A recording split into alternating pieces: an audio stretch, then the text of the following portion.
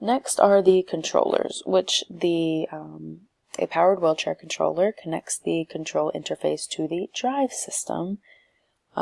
This component is the processor in the assistive technology component of the HITE team.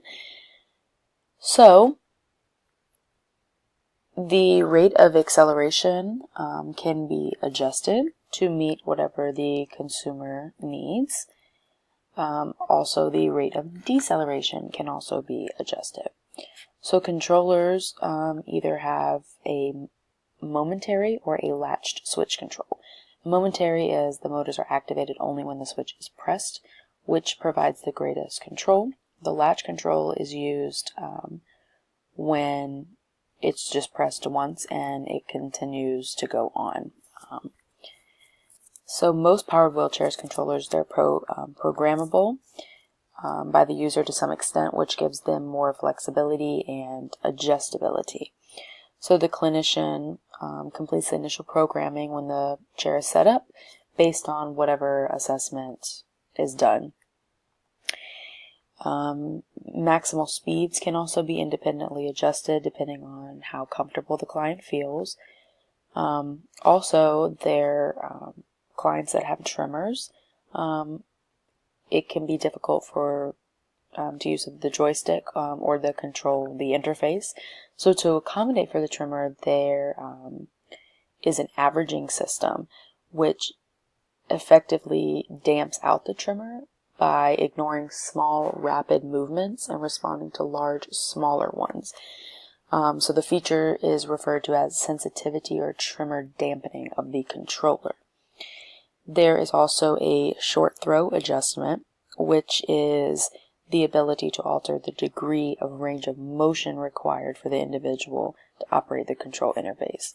So it's commonly used with the joysticks. It's also useful for customers who have limited range of motion at the control site. And also many controllers models have an LED display that visually represents the actual model, which would be on the touchscreen ones that they have. There are also parameters that have to be set, and that can be recalled for particular situations. So you can set parameters for outdoors, indoors, different surfaces. So the therapist is going to work with the consumer to, develop their driving skills and their setups and things when they need it. Different configurations can be stored for each consumer in training or assessment settings, where several consumers may be using one power wheelchair. There is also an attendant control, which is useful during training, which means that the control can be overridden by the attendant in an emergency situation or in training. So another feature of mini controllers is the ability to operate different functions of the wheelchair or other device at the same time. So they might have an augmented communication system along with something to help them get in and out of the chair. So using a switch, the user is able to transfer the output of the controller from the motors to the external device. So the control interface is able to control the external device directly. So then a visual display will identify which function is being used. So if a joystick was being used for mobility, switching to communication mode would allow directed scanning to be used for a communication device. So essentially the joystick is allowing them to switch between the two. So powered wheelchairs are operated with batteries that are underneath the seat. They're rechargeable lead acid batteries. They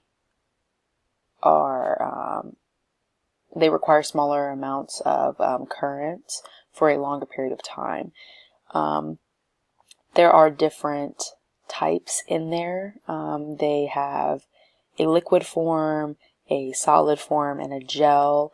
Most have the gel right now because it's also desirable for transportation. And it also doesn't require any maintenance other than keeping them charged. So the gel, because it is sealed, it is the most ideal. There is also a wet form, but that needs to be replaced regularly. So that is going to determine what is in your wheelchair. Again, also temperature-wise, depending on where you live. If you live in a hotter state, you might not have the gel one. If you live in a colder state, you might not have the liquid one. So it just basically depends on the consumer. So the type of those are going to determine what battery is in your powered wheelchair. But you need to be aware, just in case you come across someone that needs maintenance, you're helping them, you need to be aware of what is going on. There is also a test for the battery that requires the chair to be driven at maximum speed around a track 10 times.